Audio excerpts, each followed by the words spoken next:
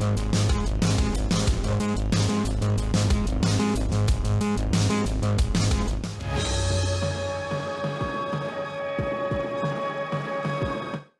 everyone, I'm Luke and today we're diving down the tube of Toons to take a look at The Mummy on The Myth Behind the Monsters. Do you like my mummy costume?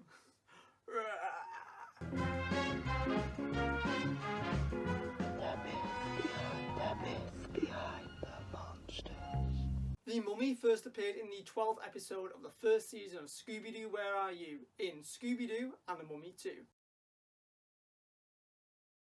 In the episode, the gang go to the Department of Archaeology at a university to help the professor with the new exhibit. He explains how the department has reconstructed the tomb of Ankha at the university.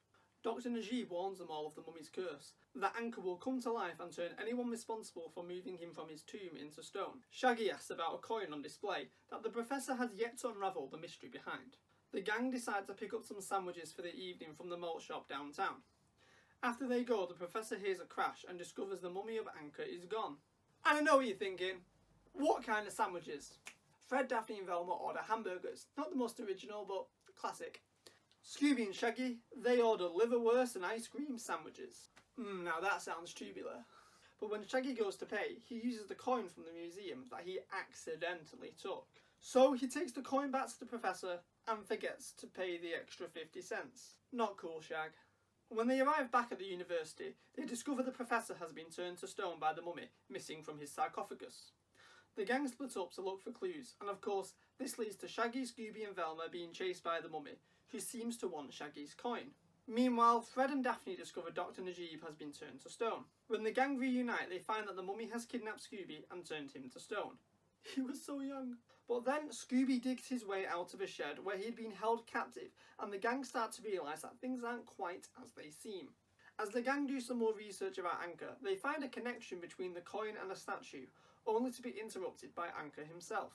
They make a break for the woodshop, because that seems to be a safe place to lead a monster, who then chases them with an electric buzzsaw. A waterproof electric buzzsaw, apparently. The mummy eventually chases our favourite cowards into a clue, finding moulds and quick-drying cement that was used to create the fake statues of the mummy's victims, as well as the professor tied up in the same shed Scooby was trapped earlier. When the chase makes its way into the campus gymnasium, the gang manage to capture the mummy in a basketball hoop, where they reveal that... Spoiler alert for a 51-year-old episode! Wow, I need to catch up. The mummy was really Dr. Najib all along. He had faked his own capture by the mummy, as well as the mummy's curse, to hide the fact that he wanted to use the coin to steal a priceless diamond scarab hidden in the statue. The mummy in the episode is said to be the mummified corpse of Ankha, supposedly the richest and most feared pharaoh in all of Egypt. The curse of Ankha warns future generations against moving the body from the tomb, or it will come to life and turn those responsible into stone. Once brought to life, the mummy is a mindless zombie-like creature that walks/limps around, slowly attacking its victims. It is mainly heard asking for the coin, and otherwise just groaning. It should be noted that the design of the mummy seems to indicate that it is in fact a man in a costume, as when compared to the real mummy at the end of the episode, there is a lot less, in fact zero, detail in the face. The real mummy, however, is depicted as having a shrunken face, much more akin to both a real-life mummy and pop culture depictions of them up to that point. This is the part where I ask you to like the video. It really helps out the channel and lets it get seen by more people. And if you've not done so yet, hit that subscribe button and ring that notification bell to be notified the next time there's a monster on the loose. Ooh. The Mummy of Ankha is said to be 3,000 years old, which, based on the time of this episode's airing, would place Ankha's rule as pharaoh in the 21st dynasty. This would actually mean he only ruled over Lower Egypt, as at the time Upper Egypt was ruled over by the high priest of Amun. The wealthiest and most notable pharaoh from this time period is actually the one that was in power exactly 3,000 years to the day, King Sesens I. Although Hatshepsut, Thutmose III and Ramses II are typically regarded as the richest of the pharaohs. However, it should be noted that Ankha doesn't seem to be directly based on him though, and it's likely that the 3,000 years is just a nice round number that was used for the episode. Or is it? We're gonna put a pin in that one until later, even though it's a sticky note and it didn't need a pin. So who is Ankha? Well, as far as I can tell, there was no pharaoh named Ankha. The name seems to be derived from the Egyptian hieroglyph Ankh, meaning life, making it just a generally Egyptian sounding name. So, ancient curses and real mummies coming to life. Do we have any real historical accounts of these things happening? Well, no, obviously not. These were literary devices popular in the 19th and 20th centuries, derived from the fascination with the archaeological discoveries coming from Egypt during that time period. We're going to go into that a little bit more later, but what you need to know for now is that with the trope being so prevalent in fiction, it became inevitable that people would start looking for real life examples. In 1922, the tomb of Tutankhamun was discovered by archaeologist Howard Carter and his team. To this day, it's one of the largest and most important discoveries of ancient Egyptian artefacts, and as such was covered heavily in the press of the day. This led to many people associating any unfortunate events around this time with any of the people involved as being part of a curse. For instance, on the day that they first entered the corridor leading to the tomb, Howard Carter's pet canary was eaten by a cobra, similar to those found in statues in the corridor. Lord Carnarvon, an already frail man who had funded the expedition, died from a mosquito bite getting infected months after they'd first found the tomb. And the man who was visiting the tomb the following May died of pneumonia on his return home. However, this was a huge expedition with over 50 people involved and many more visiting the tomb, and there were no other deaths surrounding its discovery. Some accounts like to attribute deaths of the people involved that took place years later, which is where you can see people are grasping at straws trying to justify the curse's existence. As mentioned earlier, the trope of bringing a mummy to life and the pharaoh's curse first became popular in the 1800s. One of the earliest mentions of reanimating a mummy seems to be in Mary Shelley's 1818 novel, Frankenstein, in the line, "A mummy again endured with animation could not be so hideous as that wretch," when referring to the monster. The first book, however, to actually reanimate a mummy in its story was The Mummy, A Tale of the 22nd Century, an 1827 sci-fi story set in the then distant future, where the mummy Coeps is brought back to life with advanced technology. The 1840 novel The Mummy's Foot introduced the popular trope of the mummy as a love interest. In 1862, The Mummy's Soul appears to be the first depiction of a mummy's curse enacting revenge. And while the story was written anonymously, it is thought to have been written by a woman. And this story, combined with later stories written by Jane G. Austen and Louisa May Alcott, seem to share a theme, where these female mummies' tombs were being entered and violated by male archaeologists, for the mummy's curse then to enact revenge on the men in creative ways. It wouldn't be, however, until 1933 when the mummy actually became a monster that enacted the curse, with the release of Universal's The Mummy. In the film, Boris Karloff plays the mummy Imhotep, who comes back to life and kills off the members of the dig who opened his tomb.